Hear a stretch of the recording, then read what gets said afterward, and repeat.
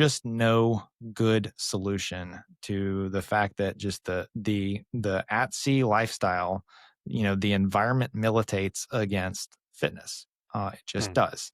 And as opposed to being, you can say all you want. You can say, we're going to make this a priority all you want. But at the same time, like how, you've got so much work to do and so much machine to take care of that it's just never going to be part of your culture, no matter, how much you try to make it that.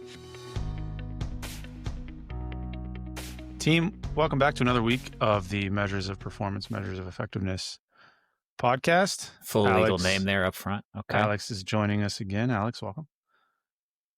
I'm taking my teeth thing out as I'm doing this. You didn't do that pre-recording? Come on now. So I had this thought today. I forget who I was talking to. I remember who I was talking to. It was the rep at Discount Tire. And we were closing out the conversation on the little web chat thing. And he or she closed with "stay safe."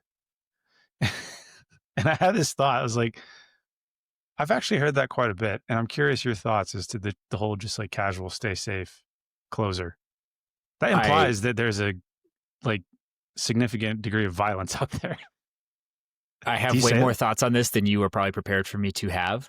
Oh, geez. You are a semantics guy, so I'm not somewhere on this shelf behind me, right there, the red binding. It's this one. If people are watching the video, that is Steven Pinker's book, Better Angels of Our Nature. I've heard of that one, I think. One of my all-time favorite quotes comes in like the first 3 pages of the book. Stay safe. It is not stay safe. It is that humans tend to judge the likelihood of something happening based on the ease of recalling examples. Ooh. So objectively, that makes sense. The world broadly and the U.S. specifically have consistently gotten safer progressively over time. On the global scale, there were some blips on that for World War I and World War II, most notably. Things got a little less safe for a bit. Things got a little squirrely. But if you're trying to just like recall examples of what's going on, we're constantly exposed to tons of news about violence and danger and crime and everything going on. And it's easy to feel like the world is less safe. And you hear that with parents, like kids can't play outside because it's not safe. They're going to get like kidnapped or whatever. Like they have to like stay inside and on their tablets and stuff. That's just not true. Like consistently nationwide, things are safer. It just feels less safe because you're constantly exposed to examples of danger. So let me ask you this. If you had been the one on the Discount Tire chat and she had said that, would you have followed up with that entire monologue? No, I would not have. Not with Discount Tire, sorry. It's a great point. It's very valid. And yeah, I don't know why that it doesn't even like rub me the wrong way. It's just one of those like, what do you think I'm doing? It's it's relevant to fitness. That's why I like think about that quote all the time. Like people are worried about stay fit. Stay fit. Yeah, that would be a better one. Stay ready. Healthy. Stay healthy. If you stay ready, you don't have to get ready. That's a diabolical, very corporate army closer. But remember when the ACFT was coming out and everybody was freaked out about there's going to be this huge rash of deadlifting injuries, and then like that never came to pass and nobody freaked out about it? Like we have a huge injury problem. It's overuse injuries from poorly planned training, largely running related. Like the deadlift is not what you need to be afraid of. You're going to be okay. That's true. Speaking of, you don't really. If you got something here. You don't help me very much with this. Speaking of diving really deep, it is. That's a good one. Speaking of diving deep into stuff, I was going to say pointless stuff, but the ocean's up. Anyway, we found a submarine guy. We were diving deep on stuff that was genuinely like interesting, educational, professionally developing. Most of us don't get a lot of exposure to like the submarine component of national security, and there's some fascinating stuff here. Take us for a walk. Introduce our guest. Our guest today is Commander William Spears. He is a submarine warfare officer in the U.S. Navy. A native of Pineville, Louisiana, he enlisted in the U.S. Navy's nuclear propulsion program after high school. Upon completing technical training, he was admitted to the United States Naval Academy, graduated in 2008 with a degree in mechanical engineering and commissioning as an officer. Today, highly qualified, also holds defense-related master's degrees from the Naval Postgraduate School, the Air Command and Staff College, and the Eisenhower School for National Security and Resource Strategy. As you'll hear in some of the conversation here, he has served in nuclear-powered submarines across a variety of classes and mission profiles, including duty as the weapons officer of a fast attack submarine and the executive officer of a Trident missile submarine. Very different missions. We will get into those, and different environments being on the submarine. Ashore, he has served as a tactical evaluator on an inspection team responsible to assess the combat readiness of U.S. submarines, and he currently works in the Office of the Secretary of Defense in the Pentagon. He will return to sea duty next summer in 2026. He has his own passion for exercise.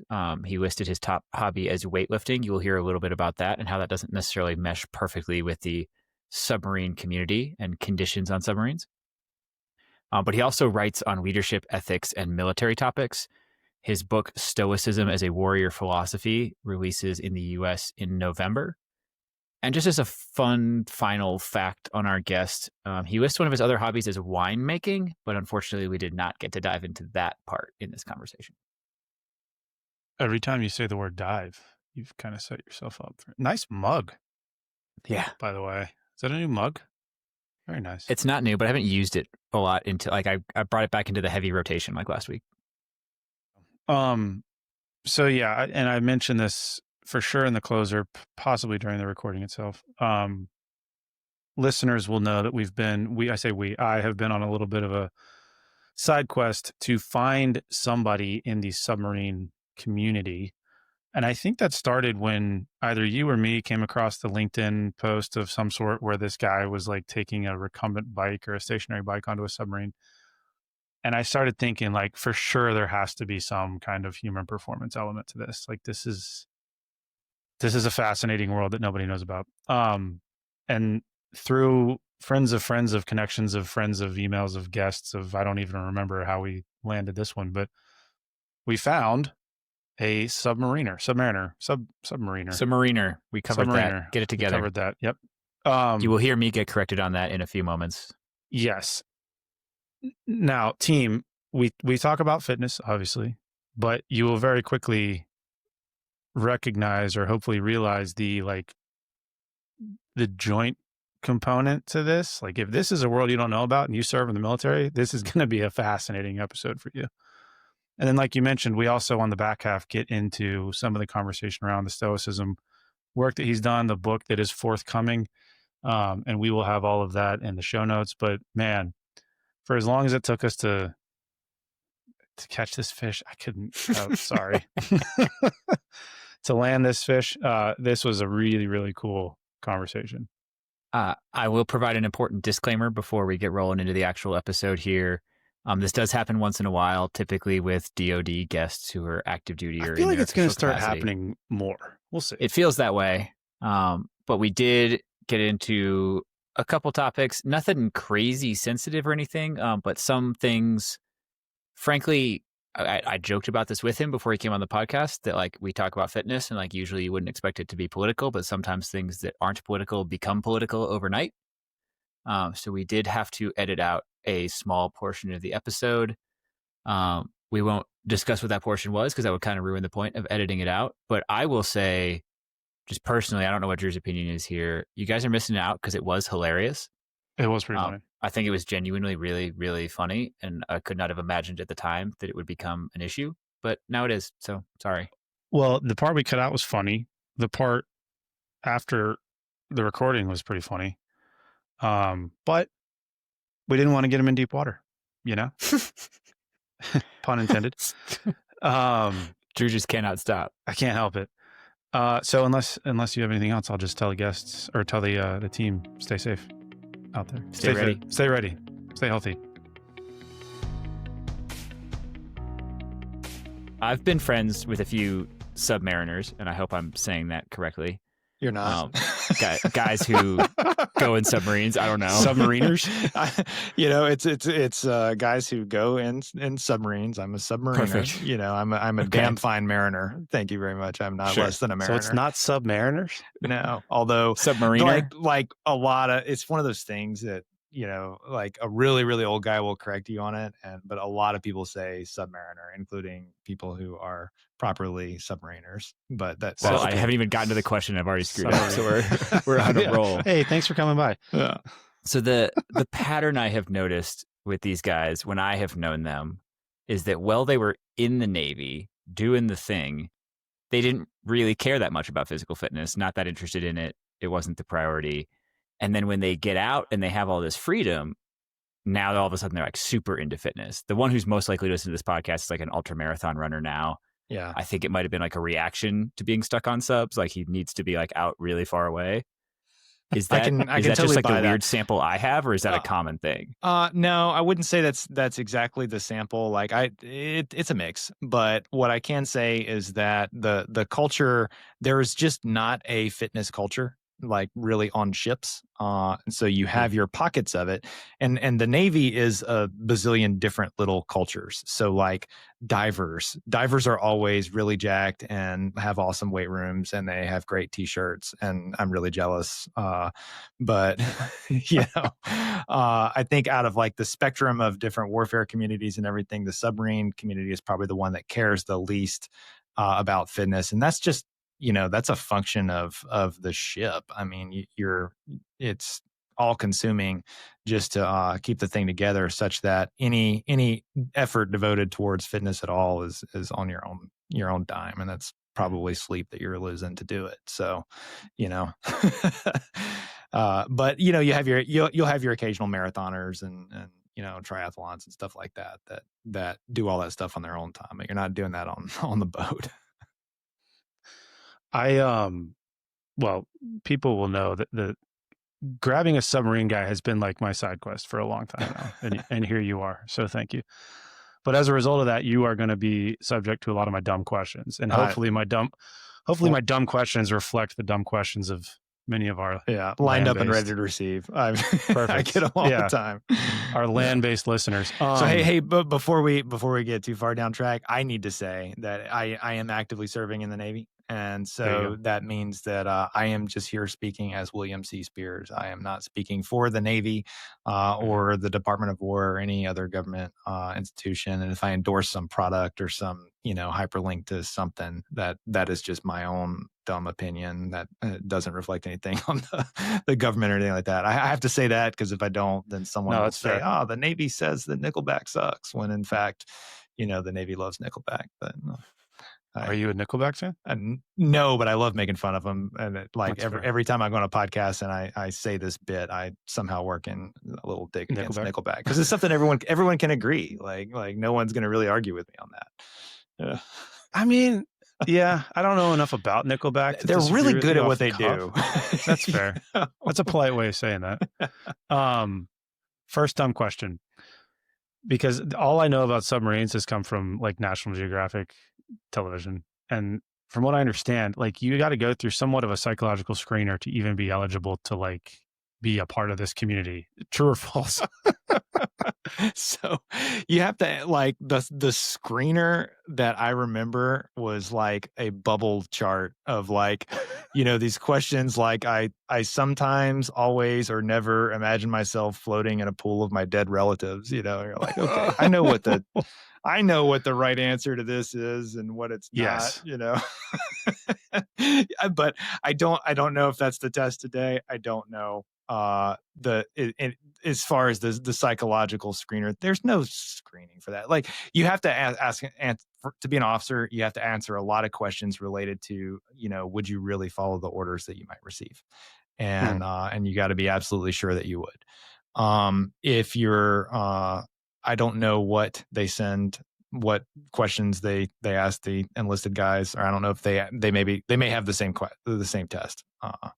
So I'm not sure, but it was very much like a screener that if you want to pass, it's very clear what to say.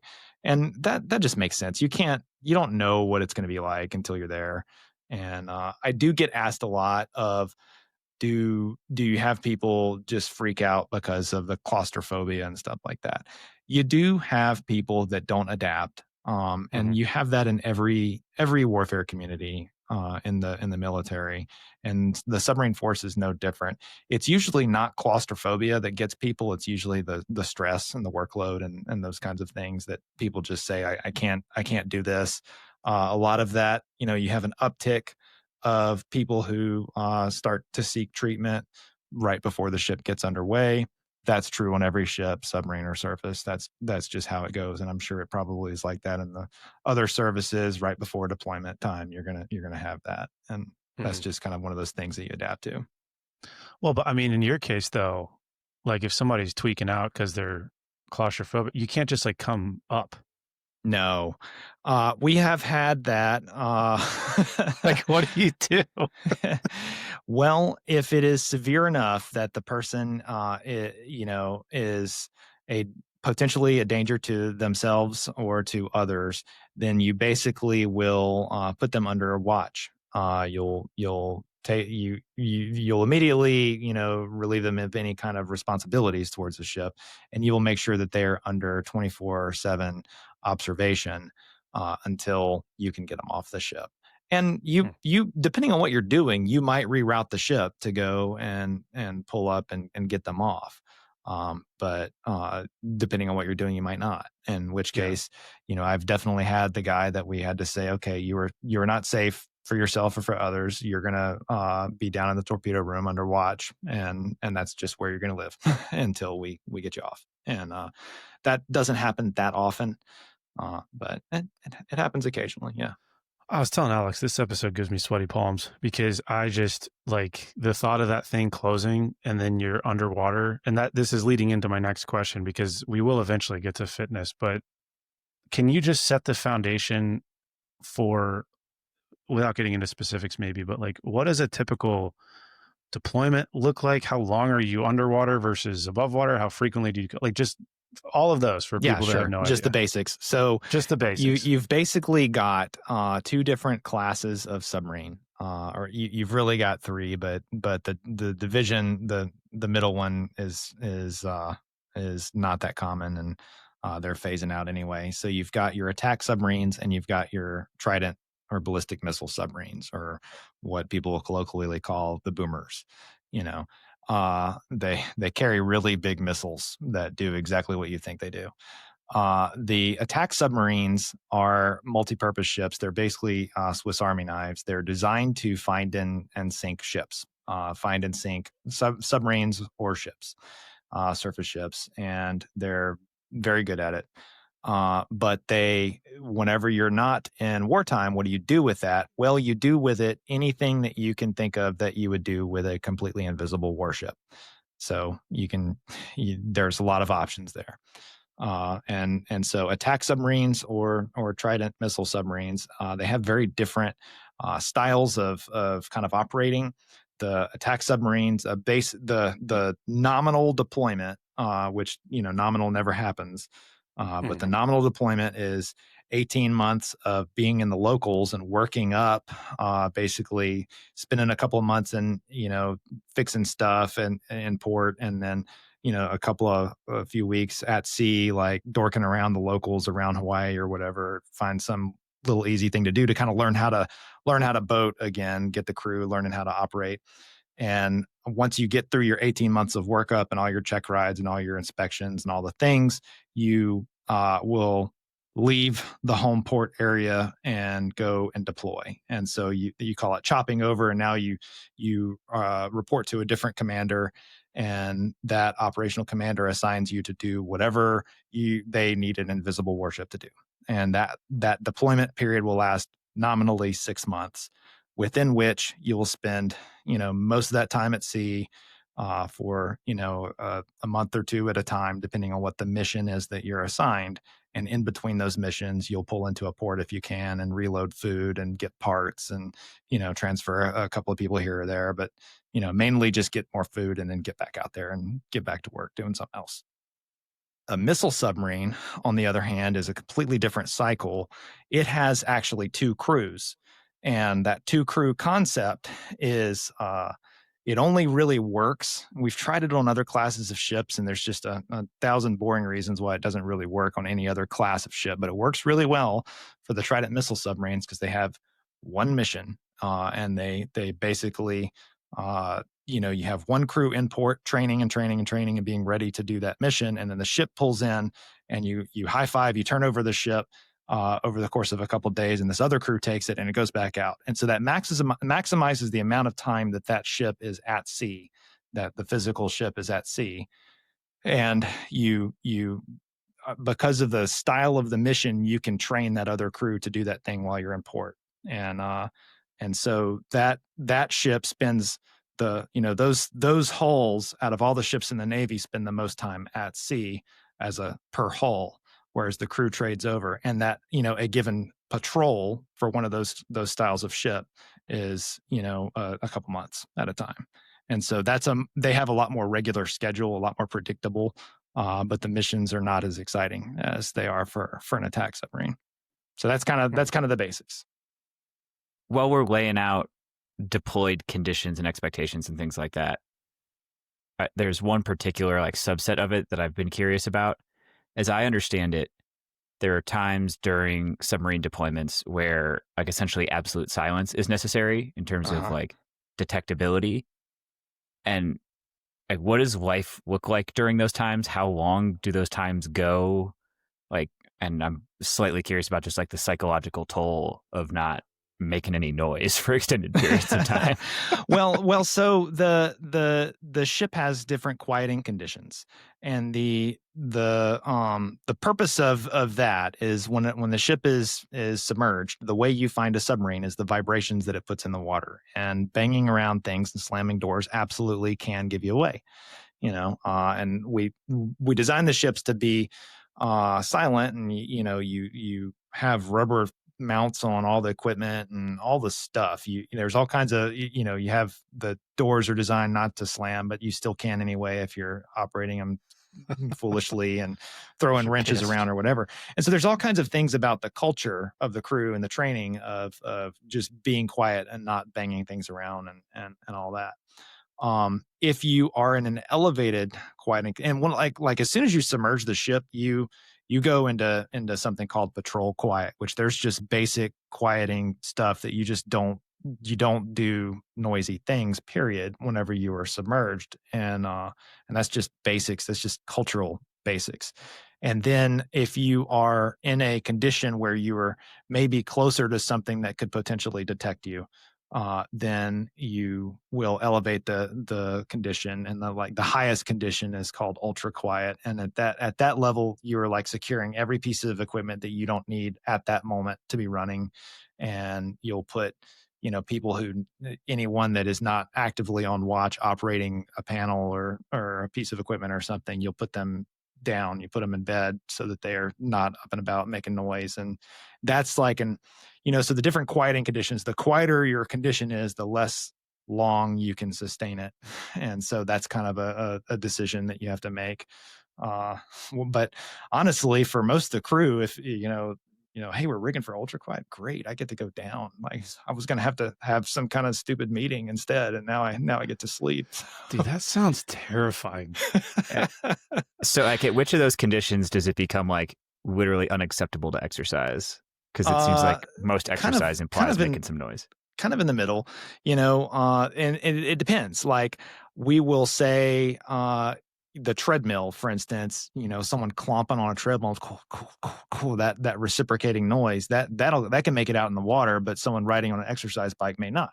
So the things that tend to get secured first are weights. We'll have some adjustable dumbbells somewhere and a bench somewhere, and we'll have a treadmill that you can run on, and it's always a pain. You have to pull the thing out, and it's different on attack subs and on missile boats, because the Tridents, they're much bigger. It's just a much bigger ship, and there's just a lot more room in it because you've got this giant missile compartment that's got a lot of open space. So a typical Trident will have a Smith machine in it. And so the first time I ever saw that, I'm like, what is this? Because my whole career had been attack submarines, and the first time I got on a Ohio class missile submarine, ship. I'm like, what is this? This is you guys are not submariners. Give me your Dolphins. This isn't I don't know what you are, but you're not the same thing as me, which, but that's not true. And once I got used to I learned there was so much about the the trident side that I didn't know and didn't really appreciate, and that's just kind of how it works in anything.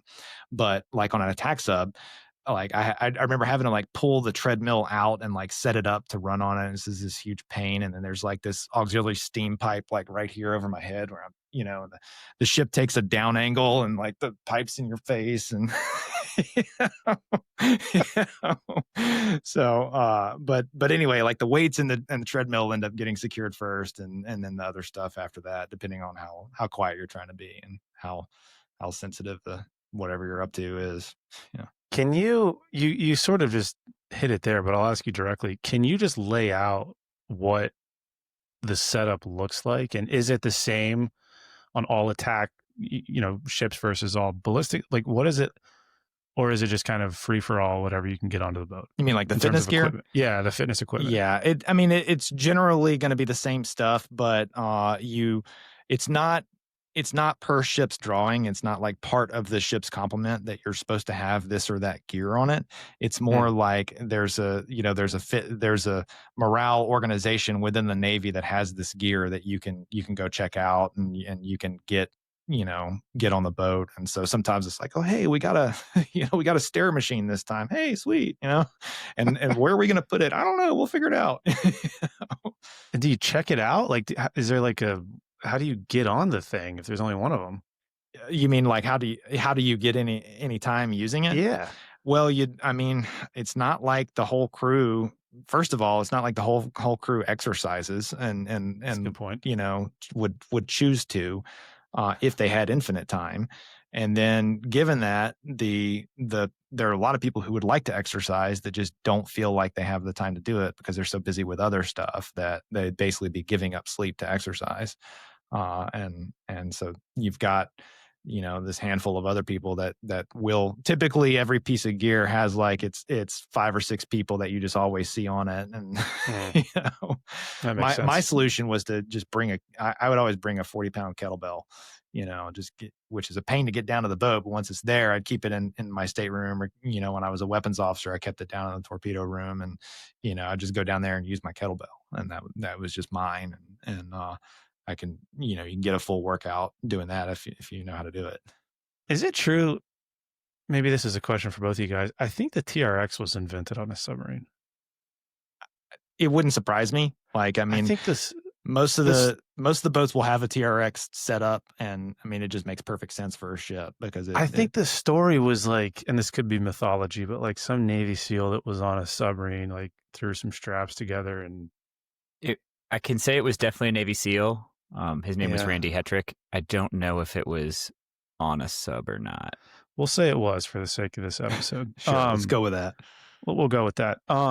Okay, so for some context here, we had the NASA kind of human performance folks on a while ago, and obviously in their environments, you got to think about all the different things to include sweat, perspiration, etc.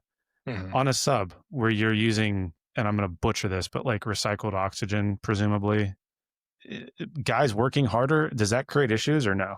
So as long as your atmosphere control equipment is working right, it works great. And it can filter out all kinds of badness out of the air. And it does. There's all kinds of chemicals and particles and stuff that are just in the air anyway.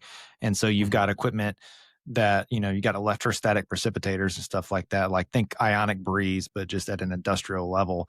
And you've got these things all over the ship that pull, statically pull crap out of the air. And that's important. When your atmosphere control equipment goes down, when air conditioning goes down, you feel it instantly. Team, this episode of Mops and Moes is brought to you by Train Heroic. Train Heroic is a reliable, well-designed platform for programming, tracking, and communicating with athletes. If you've been with us for any length of time, you will know that Train Heroic is the platform that we use to power our own training, long and strong, which you can find at our website, mopsandmoes.com.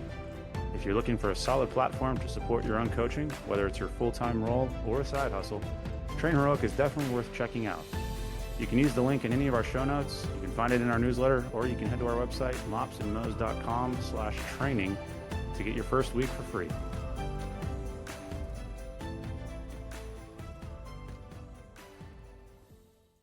and it's just like instant. You can tell, and you're like, you know before anyone announces, oh, loss of air conditioning, you just feel it like gets clammy all of a sudden, and you're like, how did that happen so suddenly that You can lose AC on a submarine? I guess you can. Yeah, it's a big deal. Because the chiller plants that the chiller plants that feed the chill water that go all throughout the ship that create an air conditioning system for the ship, that chilled water also feeds your coolant systems for all of your electronics and stuff like that. So a loss of air conditioning will cause you to lose other stuff very quickly if you don't get it figured out. So but the atmosphere control is pretty interesting. Like you have a machine that generates oxygen, and you have a separate machine that takes the CO2 out of the air. And so if one of those goes down, that'll affect your atmosphere management in a certain way. And you've got different like emergency backup stuff for all that.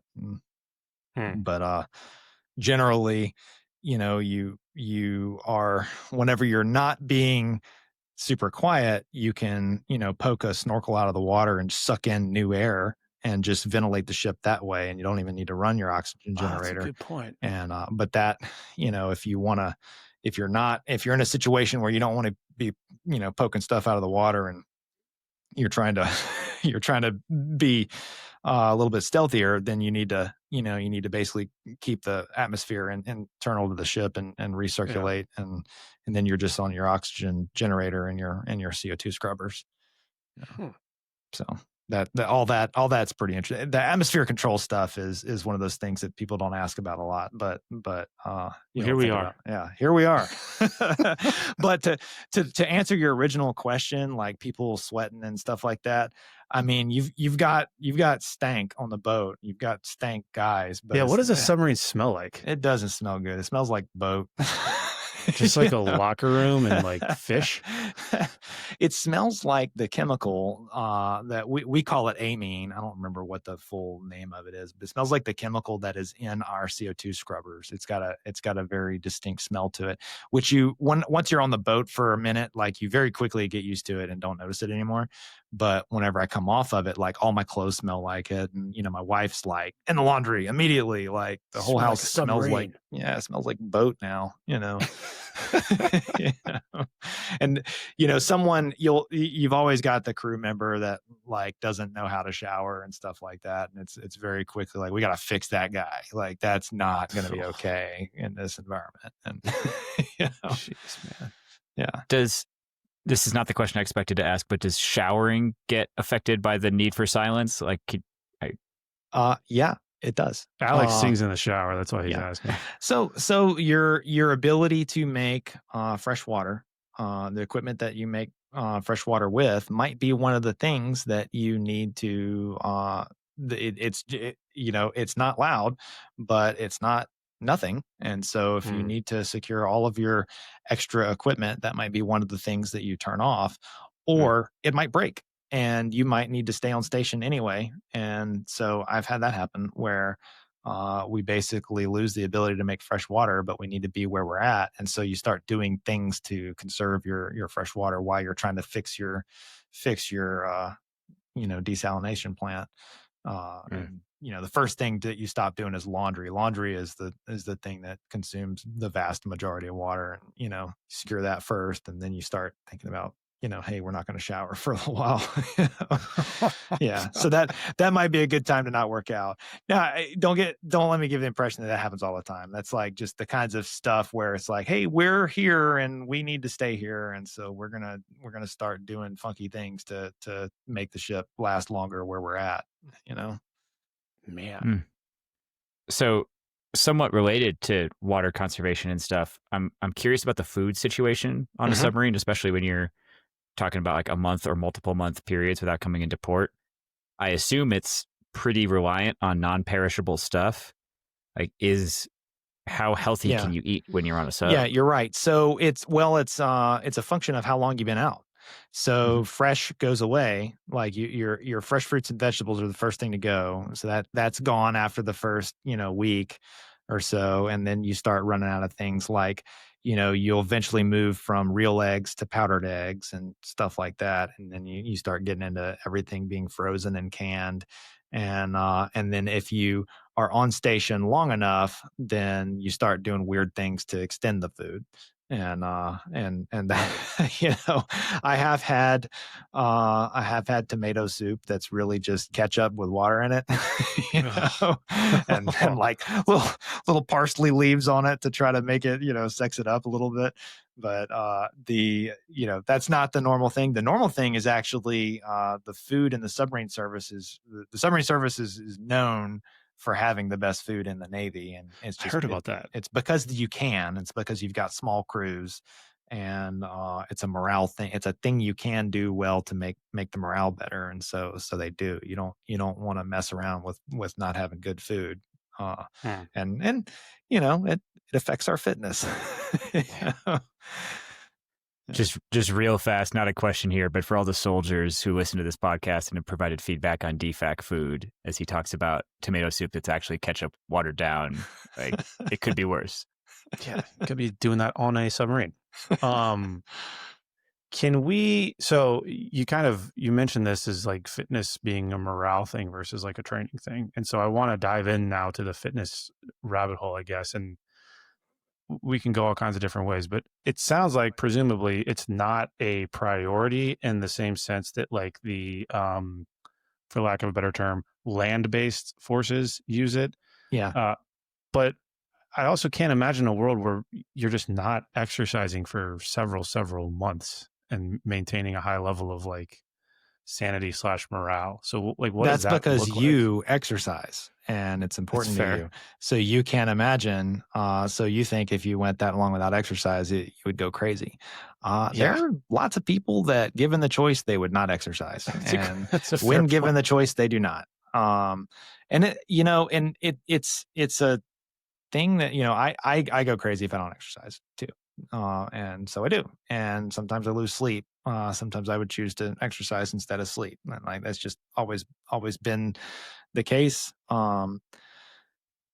It is a thing that the Navy's trying to get better at, but there's just no good solution to the fact that just the at sea lifestyle, the environment militates against fitness. It just does. And as opposed to being, you can say all you want. You can say, we're going to make this a priority all you want. But at the same time, like, how, you've got so much work to do and so much machine to take care of that it's just never going to be part of your culture, no matter, how much you try to make it that. And so it just becomes a matter of individual willpower and individual priority. And I don't know what the solution to that is. I wish that there were one.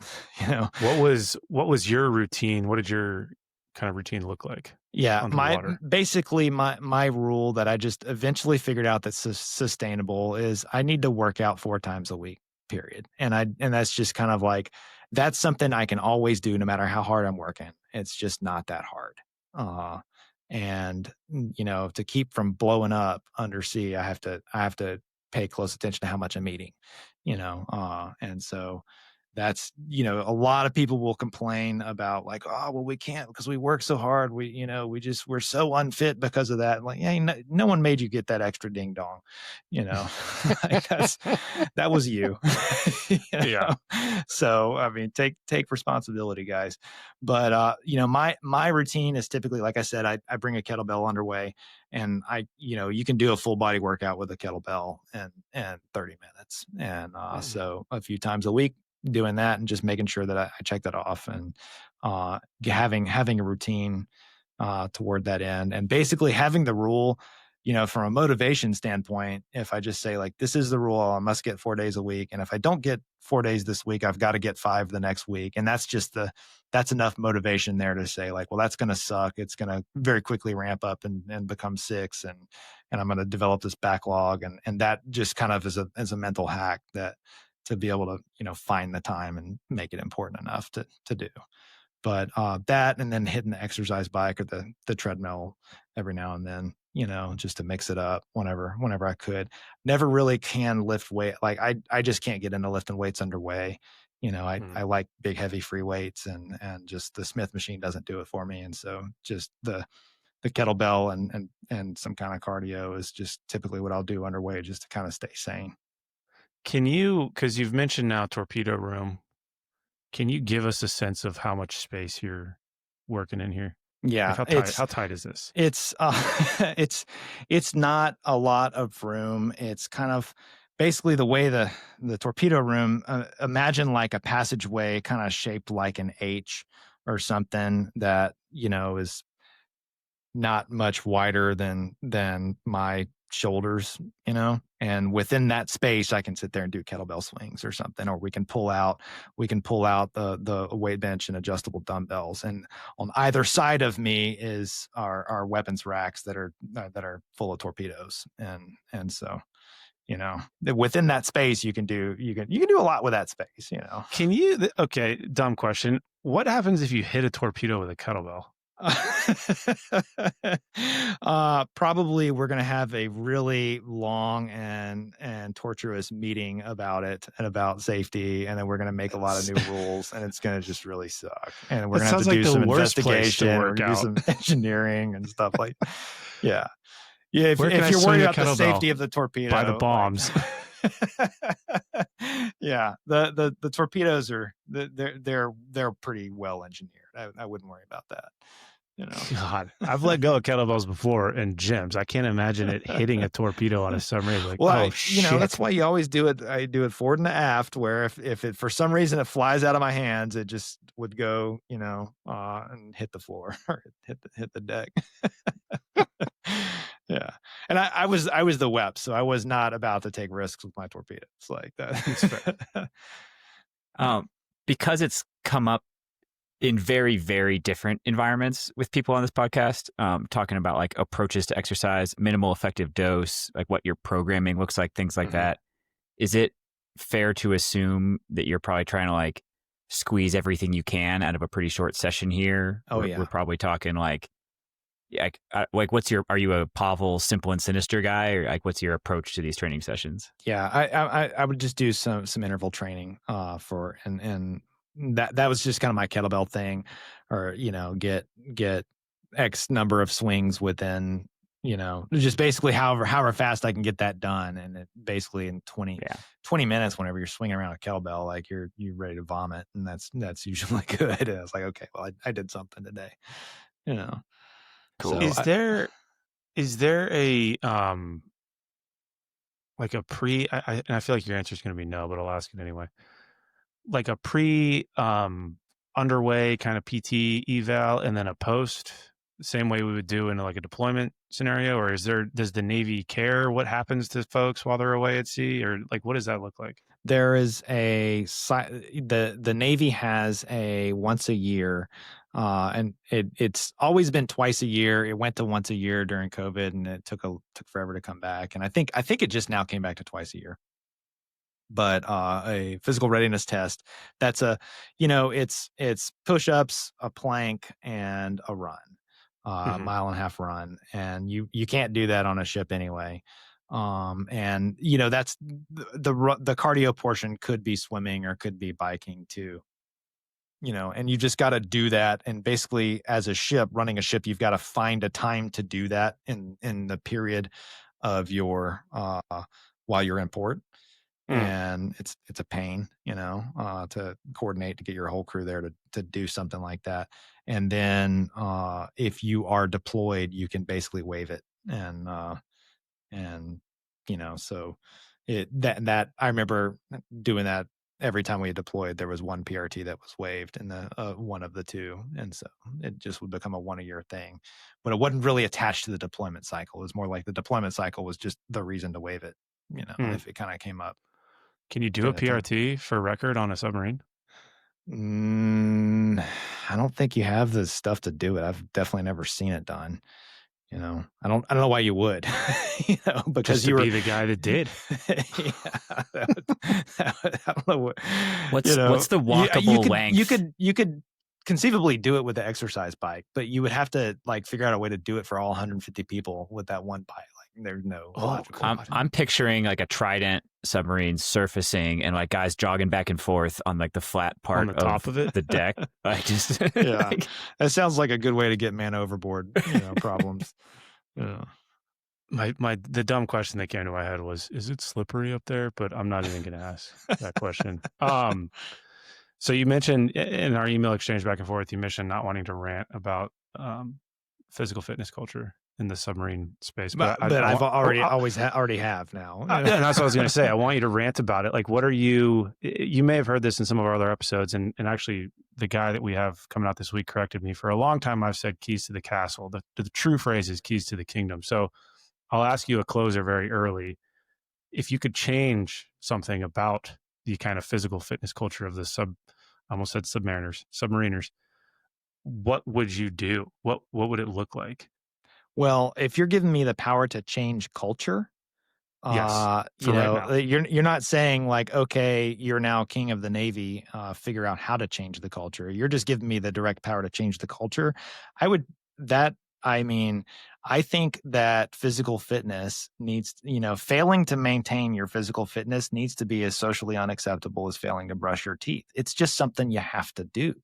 And you can make up any number of reasons and excuses why it's hard, and you just have to do it. There was a time whenever, only certain people who were really into brushing their teeth brushed their teeth, and that was kind of weird. And that was teeth brushing enthusiasts, or it was a kind of a really upper class thing, and everyone else didn't do it, and now you wouldn't, if someone says, hell, I don't brush my teeth, you'd say, you're a freaking weirdo. Like, don't talk to me, that it would be socially unacceptable. It's almost it's imprudent to the point of being immoral, and I think that failing to take care of yourself to at least some minimum degree, meets that standard. And it just needs to be, and we have to get to that point kind of as a society. I mean, we are in an unfit culture, and it's not just because people have gotten lazier. The nutrition has gotten so cheap and so plentiful, and, food is cheap and bad food is cheaper. And as a result, if you look at a high school yearbook today and compare it to a high school yearbook 50 years ago, you notice a really big difference in the obvious fitness of the aggregate people in those pictures. And it's not because, just humans got lazier. It's because, our society became richer. So we have to adapt. And I think that just has to be a cultural thing. Have you guys, so this just occurred to me as you were saying this, because obviously the kind of genesis for this whole platform was talking about exactly what you just mentioned. And we are seeing the effects of this sort of societal growth, no pun intended, in the Army. And I'm presumably the Navy is also seeing that. Has it trickled down into the submarine space? You guys have to have a limit on how big somebody can be to be on one of these things. Yeah. Well, what'll happen is people will start running up against, you'll start having health problems like blood pressure and stuff like that. And I've had issues with sailors where we've had to, basically put them on all kinds of monitored interventions and stuff like that, and closely monitoring what they're eating and stuff like that, because it's like you're gonna die. You're gonna have a heart attack, and you have a obligation to remain fit for duty. And if you are so unfit that your blood pressure is causing you to not be able to go to sea, well, that is, that's on you now. And now your inability to take care of yourself is affecting our crew, because we're missing a sailor and everyone else is having to pick up that workload. So, that's kind of what has happened that I have seen, as far as getting so big that someone like can't fit down the hatch or anything like that. No, it's more, there are uniform standards and there's height and weight standards, and the physical fitness tests will basically what'll happen is if someone is failing those, they just won't promote. We almost wrapped up the fitness portion of this episode and transitioned without asking a pretty important question.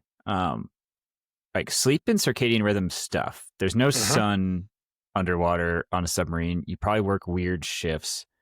How much of an issue is like quality of sleep, quantity of sleep, like trying to sleep at roughly the same time every 24-hour period? that seems so challenging in that environment? that is a really good question, dude. Because, and this is one of those things I want to be on record as saying that something has gotten much better over the course of my career, and it is this issue. Basically, submarines for the longest time, for just decades and decades, submarines operated on an 18-hour day with three, and submarines, even today, submarines still, you have basically 3 shifts worth of people on the boat. And so every shift or watch would be 6 hours, and you would whatever watch you were on, whatever section, section 1 relieve the watch, section 2 relieve the watch. The meals are spaced in between the watches, and that is true still today. And so the watches were 6 hours. And so whatever section you were in whatever time you would sleep would rotate with that. And that was just the way it was done. And that was the way it had to be done. And that's the only way it makes sense on the submarine, because that's the way it's always been done. And it was absolutely running havoc on people's sleep schedules. And that was, my first tour as a junior officer. That's the way it was. And of course, that's what I understood. Like, that's how it is. It's just got to be that way. I don't see how you could do it any other way. And you eventually had some submarine force leadership that listened to all the sleep studies that said, hey, your people are effectively drunk with how much you're screwing up their sleep. They're not getting effective sleep, and how important having a circadian rhythm is. And so what we moved to was 8-hour shifts, which that required some adjustments. And there's some things with scheduling, how you manage the schedules, that became harder with that. But the trade-off was totally worth it. And for many years, it was a suggestion, hey, commanding officers, we recommend you do the 8-hour thing. And just no one would do it, because everyone, it's too hard. We need to do the 18-hour days for, reason X, Y, Z, until eventually the force, basically the leadership, just said, do it. I'm requiring you to do it. You have no option. And once everyone kind of adjusted to that, we went to the 8-hour watches. 8 hours is a long time to be on watch, especially if you're doing something like staring at a sonar screen. But there's mitigators. There's, ways that you can manage that. And it's totally worth it to have the circadian rhythm. And so the way it works now is that you will be on one of those 3 sections, and you will stand watch at this time. You eat a meal, you get up, you do your pre-watch tour, you eat a meal, you go relieve the watch, you stand 8 hours of watch, eat a meal. And then you've got this other period of time in which you do all of your maintenance training, whatever paperwork you've got to do, and all of your studying and learning the ship and all that. It's a ton of stuff that you got to store into that. And that's why a lot of people don't work out, is because it's coming out of that stuff, or it's probably coming out of their sleep. So, and then if you're someone who stays up and eats that third meal, that's you're called a third mealer. and that's a quick way to get out of height and weight standards there. But you have those.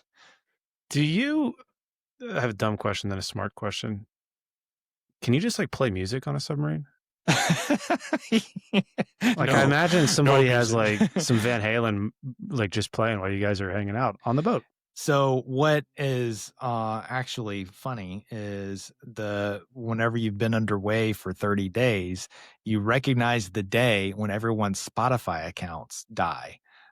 Because they've got to sync. And so everyone, and that didn't used to be that way, it used to be everyone had CD players, and then they had MP3 players, and then now they all have Spotify, and just everyone's accounts die on the same day, and everyone's without music. So yes, you can have music. It would be antisocial to play it loudly. That would not be acceptable. Usually the berthing spaces where all the beds are just always dark, because there's always someone sleeping there, and it's just always... I didn't know if there was a boat soundtrack going while you guys are every now and then, someone will... this is an annoying thing that, I've never liked this, but sometimes someone will hold up the general announcing circuit to a speaker. That's what I'm talking play about. Some music to try to motivate the crew, and it sounds terrible. And dispatch, right? Yeah. Okay, now serious question. Before we transition to the conversation around stoicism, Alex and I are perfect examples of this. We have no idea what life looks like on a submarine. So, like, what are some of the biggest misconceptions you have encountered in terms of what people think it is versus what it actually is? For example, I thought you played music.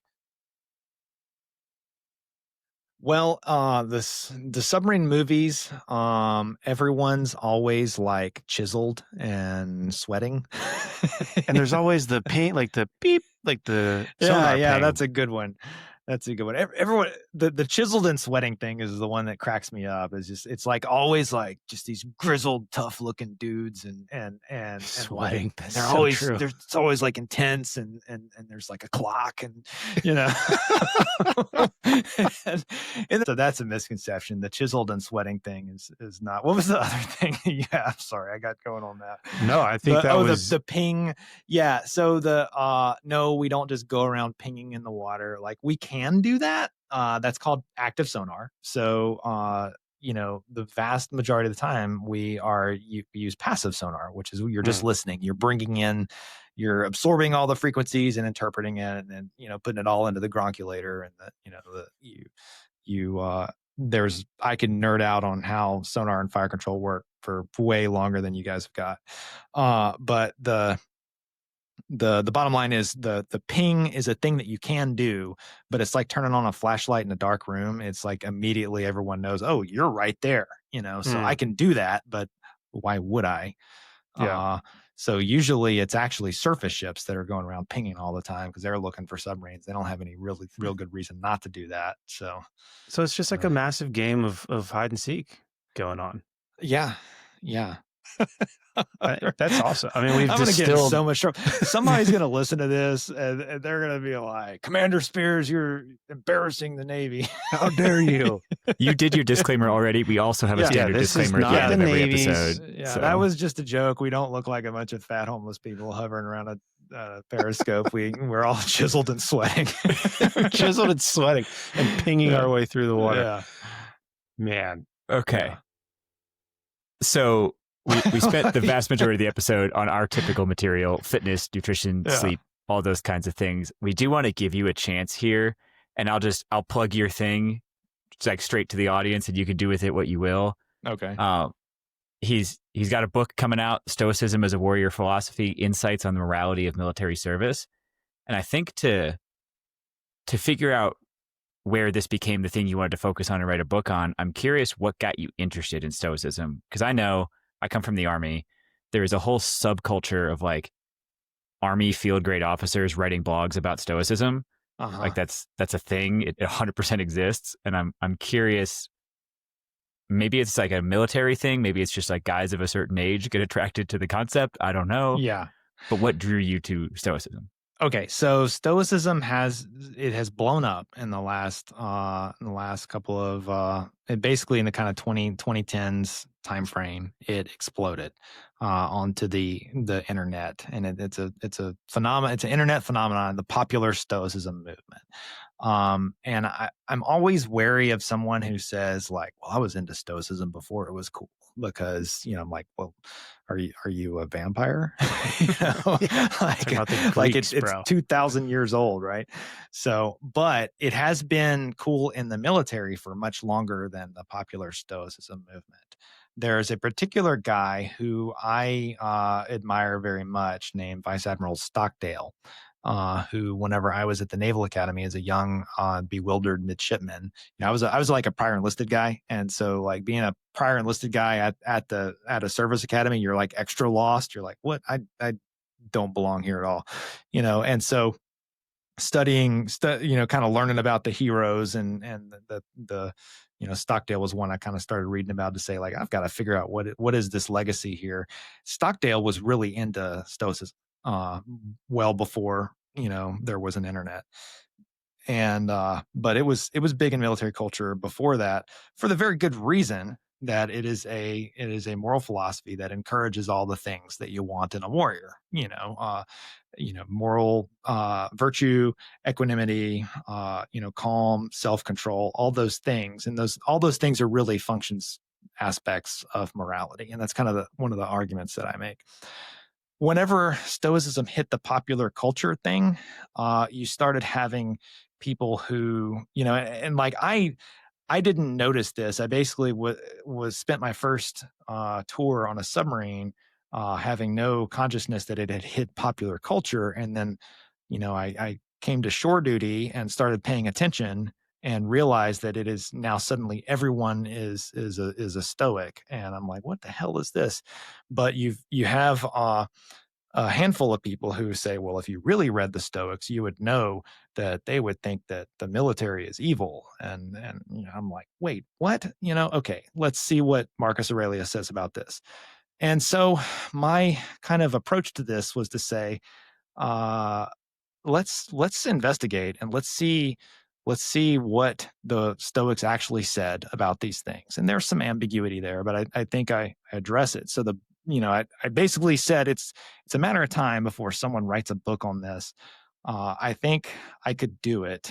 I think I could do it good service. And so I spent a really long time kind of researching this question as deep as it could possibly go. And I mean, I learned a tremendous amount in the process.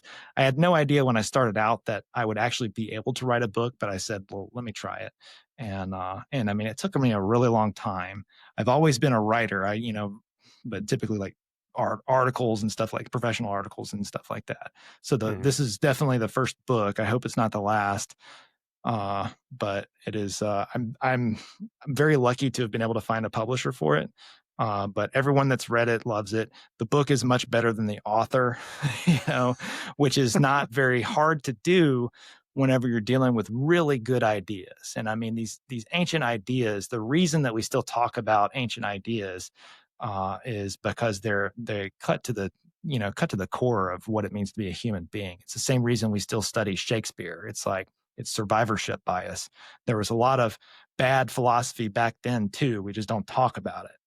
Just like there were bad songs in the classic rock era. We don't listen to them anymore. We listen to only the best stuff. And that's why we think that, the classic rock is really the best and all the music today sucks. There's lots of music that sucked then too. There's lots of philosophy that sucked back then. We just don't talk about it. But the Stoics, I think, were kind of the very best of what that period had to offer. They have a lot of influence on important things. And so my approach was, let's basically get to the bottom of this and follow the rabbit hole all the way down to the bottom and see what the book actually says. And it's actually that's kind of like a submarine culture way of looking at philosophy, because in submarines, we're very procedure driven, and we're very much about what does the reference actually say. Bring me the reference before you tell me about your opinion. And that's kind of what my approach on this was let's get to the bottom of what is actually said. So it's kind of a dense book. It's not like a user friendly, a super like easy read. It's not meant to be. There's a lot of those already out there, but it's kind of meant to bridge the gap between the popular, just really easy, kind of shallow stuff, and provide a kind of a bridge to the really heavy like college textbook stuff that's kind of indecipherable if you don't have a PhD. So it's more like, let me write this like as if I'm explaining something to an admiral. Like I'm not going to waste a lot of time on superfluous language and stuff. I'm just going to get to what does the reference say. You're circling a very obvious pun, talking about submarines and diving deep and getting to the bottom of things. And I'm going to leave it there. I did not mean to do that. Yeah, I couldn't not go for it, but I'm not going to go all the way. So I'm just going to, it's well done. I'm going to do the non-pun focused version of that. Okay. And I'll self-identify up front. Like I have read Meditations. I did not have like a spiritual experience while reading Meditations that some people seem to. But I love Meditations. I'm aware of Stoicism, but I wouldn't necessarily like self-identify as a Stoic necessarily. But I'm wondering, as you're talking, some like key facets of it involve, you mentioned temperance and calm, but like accepting things you can't change, self-control, all these things. I'm wondering if there's something unique to the environment on a submarine where there is so much you cannot control. There is like such a need for the calm, the inner stability, the self-regulation. Like, do you think there was something specific to spending a certain amount of time in that environment that made you value these ideas more, that made them speak to you when you discovered them? Do you think that had anything to do Definitely. with it, or? Yeah. So I mean, I really kind of got into the ideas when I was at the academy, but before I ever stepped foot on a submarine. But on the submarine, they kind of crystallized for me, and what it, whenever that the upper bridge access hatch comes shut, and it's usually a junior officer that does it, that you rig the bridge for dive, where you're the last one to shut the hatch and verify that everything is right, and that all the valves are in the position that they're supposed to be in to make the ship watertight. Whenever that last sliver of sunlight disappears, Oh, and God. that, like, I'm not gonna feel that on my skin for a couple of months, and Oh, that's if everyone does their job, you know? And so now I'm inside this machine, and I look around and I say, "I am inside, I am here," "and this is where I am. I am not going outside no matter how bad I want to." And that's, a real, loss of control. And you can, if you let that drive you crazy, it absolutely can, because you can completely feel powerless and adrift in somebody else's plan. You're in this machine, you're not going outside. But within I am right here is, I can do this and that. There's much that I can't do, but there is some things that I can do. There are some things I can do. And within that is what I must do. And that is my job. And so within that, isolating my options and kind of my worldview down to what is my job, what is my responsibility in this situation, within that is a lot of stability and freedom, and recognizing that, if I do this, we're going to be okay, and if everyone else does what they're supposed to do, we're going to be okay. And that to me was a very stabilizing kind of way of thinking things, and that's kind of why I argue that it is a warrior philosophy, is because these ideas, regardless of whether you're in a submarine or you're, anything else in the military, those ways of thinking about things are relevant and appropriate. And it's not just a matter of doing these things because they're useful. It's doing these things and thinking about these things because they're right. And the coherence between what is right and what is useful is a very old and important idea that kind of repeats and resonates throughout the book. you mentioned, obviously Stoicism exploded over the last couple of years. There's all kinds of stuff out about it.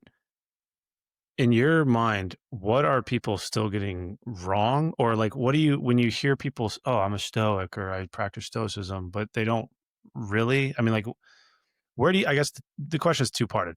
What do you see them getting wrong? And then what are some kind of low level strategies you would advocate for if somebody hears this and thinks, hey, I want to give this a shot? Yeah. So to comment on the popular Stoicism movement, basically, it's like week 2 of reading, Stoic blogs, where you get your you get your card where you can judge everyone else and say they're doing it wrong, and they're not. Yep. If they really read as deeply as I did, then they would, be way better. I don't care, and I also don't I don't call myself a Stoic, because, it's just a lot easier if I say the Stoics, the necessary and sufficient conditions of a Stoic include living 2,000 years ago, whenever there was this school of Hmm. philosophy.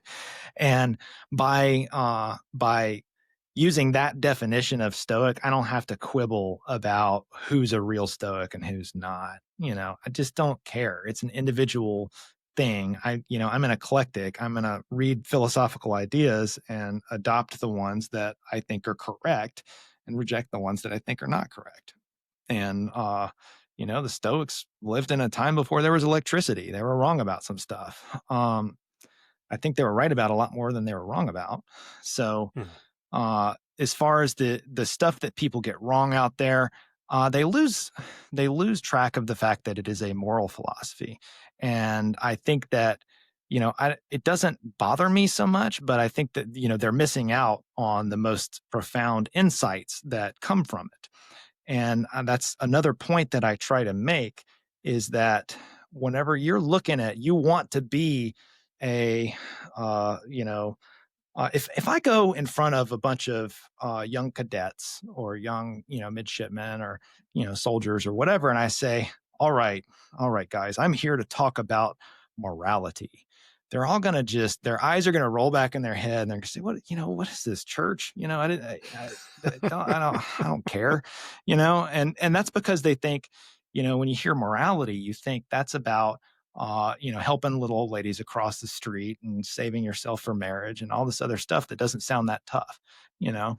And if I say, no, I'm here to talk about being fearless, and I'm here to talk about self control and discipline. I'm here to talk about, fortitude, and just perfect self obedience, then I will have people's attention, but that is morality. And the reason that people want to be, super fearless badass is because there's something in their heads that is the right thing to be. And that is what a human is supposed to be. And that's because it is. And that is something that was figured out thousands of years ago. And that's something that the ancient philosophers were arguing about, is that an ideal human is someone who is wise, courageous, self-controlled, and just. That is an ideal human being, and those are the four qualities that can't be reduced any further. They work like the primary colors, and that is an idea that the Stoics took it up. It's not just in Stoicism, but it runs throughout it. But then it runs through the major world religions and everything too, because it makes sense. Anyway, so kind of my point there is that morality is pretty awesome once you know what it is and you know what you're actually talking about.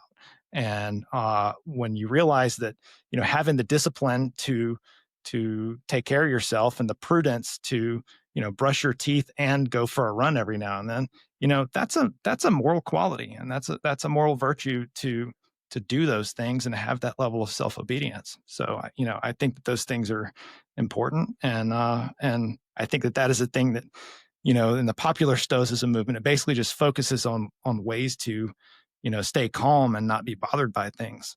Those are moral factors, as well as all these other moral factors too, including being a good dude and taking care of each other. That's important too. And that's just as rewarding as all those other things.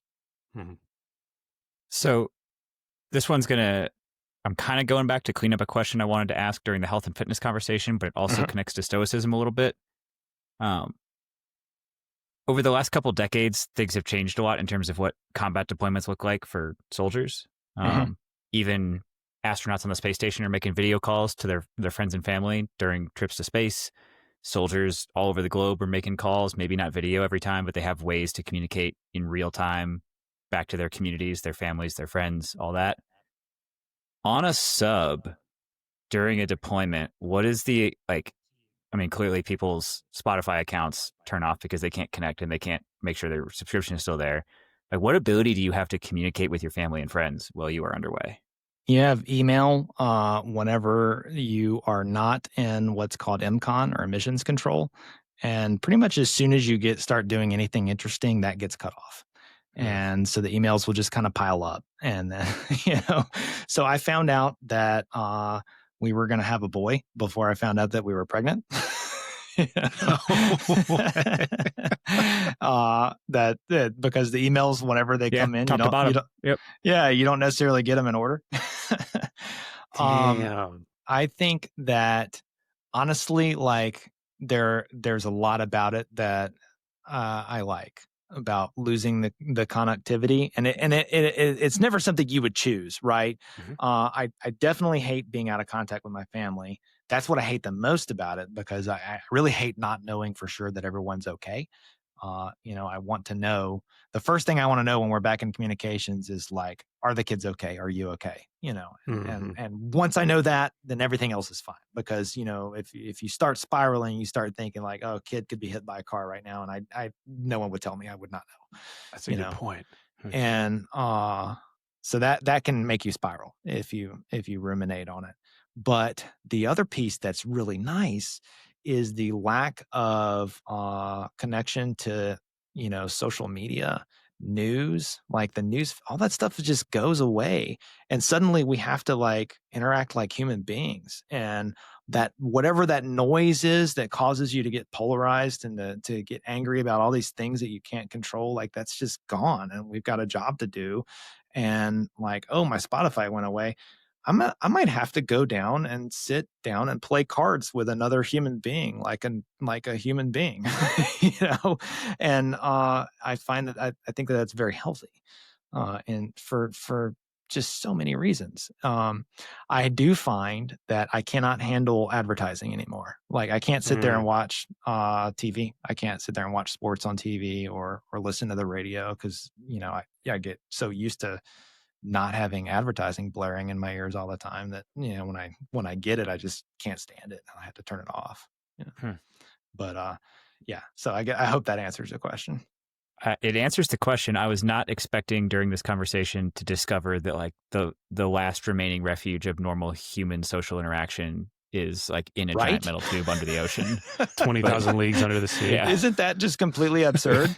But yeah, just like we play cribbage, which is honestly, it's the stupidest card game in the world. But like Submariners takes cribbage really seriously. It's like this very important like cultural thing, cribbage. And like there's this sacred cribbage board from the Dick O'Kane's cribbage board from World War II that gets passed around to the oldest attack submarine in the fleet. Whoever is the oldest one, like they get the Dick O'Kane cribbage board, and like it was like this relic. Like I did an inspection on that ship when I was on shore duty, and like, did you get to play cribbage on the O'Kane board? Like, hell yeah, I did. It's it's practically glowing. So yeah, like whenever you actually know how to play cribbage, it's like, this is a dumb game. What are these rules? But they played it a lot in World War II, so we take it seriously. Yeah. So you've kind of already answered this, sadly, because it's been our go-to closer for the last several episodes. It's the desert island gym equipment question. Yeah, you've already said kettlebell in a torpedo room, so you kind of like one-upped me a little bit. But I'm going to challenge you here. Kettlebell can't be an answer. Okay. So if you're on a desert island, you get one piece. Deserted island. How complex can this piece be? Somebody said inclined bench once, and I don't think neither Alex nor I have ever forgotten that. But you get one piece of gym equipment. You're on a desert island. Yeah. So like, can it be like a squat rack with like the weights too? Yeah. How do we feel about that, Alex? It's a tough one because I was starting to think about like adjustable cable machine or something, or you could like hit a wide variety of exercises. Just a barbell. If it's got to be a simple thing, then just I think if I can't even adjust the plates on it, then 135-pound Olympic barbell. You could add coconuts. There you go. Yeah. But no, in all seriousness, I have been on this quest for a long time to get a submariner on the podcast. You have now checked that box. So thank you very much. I was talking to Alex while we were recording. I doubt most of what you said. I doubt very few of our listeners have any clue. So this has been awesome and enlightening. So thank you very much. Yeah. And just in case anyone in the Navy like gets mad about my joke about us looking like a bunch of homeless fat guys, that's not really he was true. Kidding. I will acknowledge an Army corollary to that story. The 49th Infantry does this ruck march thing annually, ridiculous distance. They earn belt buckles for it, and I was in the same brigade as that battalion for a while. And we did this like Christmas season holiday ruck to donate stuff to like a shelter. And most of the brigade only rucked a handful of miles. The 49th rucked like through the night, right? Like they'd been rucking all night. They got to the link up point a little bit before us and just like huddled for warmth on the ground in this park in Colorado Springs until the rest of us got there. And it was very, very hard when we arrived to differentiate who was a soldier and who was like a regular homeless person, just like asleep in the park. So the looking like homeless people thing happens throughout. Happens everywhere. Yeah. Multi-branch. But am I correct in now still saying that the book comes out in the UK this month? And then So the I United don't. States I November? actually don't know. Like, it was Okay. supposed to be September, but it's now September, and like I haven't heard from the publishers in over a Mhm. week, so I don't know what's going on with that. It's coming out soon. Okay. I don't Deal. know when it. It releases in November in the U.S. That's basically the Yeah. only thing I truly know. And they found a guy with a smarter voice than me to do the audiobook. Well, hey, listen, I've had a blast listening to your voice for the last hour. So thanks for coming on and hanging out with us. This has been fun. Yeah. Hey, like, if we could do it again sometime, I'd love to. Yeah. For sure. Absolutely. All right. Thanks. All right, guys. Team, welcome to the after show. Here with Drew and Alex again.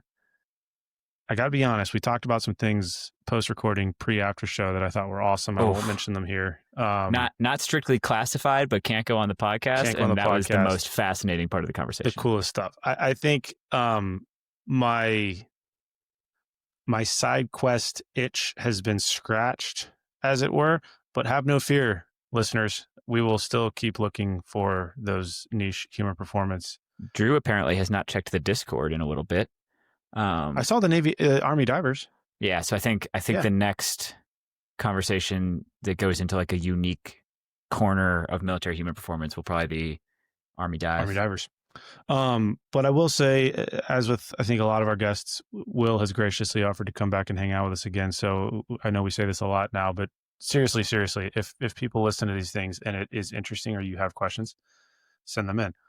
I, for one, really didn't know anything going into this, and everything he said for the most part was like news to me in terms of the things you have to deal with. Even getting into some of the stoicism stuff, just thinking about the fact that like you are out of touch with your family for months at a time, and you would then get this backlog of emails, and like knowing that you can't have any impact or interact with any of your loved ones is kind of terrifying to think about. And to be fair, that was like the whole military for large stretches of time for most of history. Yeah. So or you're just sending letters. Yeah. But no, I think it surprised me that you've mentioned this, but like fitness is a morale thing, not a training thing. And to be clear, that is a conversation that exists beyond just the submarine community and the Navy. There is anybody who's been on an Army base knows that the gym is run by morale, welfare, and recreation. It is seen as a recreation, optional, fun activity. Like, yes, physical training happens, but like the gym is recreation. And I think we are navigating an evolution in that piece of the culture as we speak in large parts of the military, where we treat more components of human performance than we used to as core to training and core to the mission. Yeah, that's all. I will say, for those of you out there who think you have no time or equipment to work out, this guy is swinging a kettlebell next to torpedoes and still manages to do it, as he said, at least 4 times a week. So he is better than you.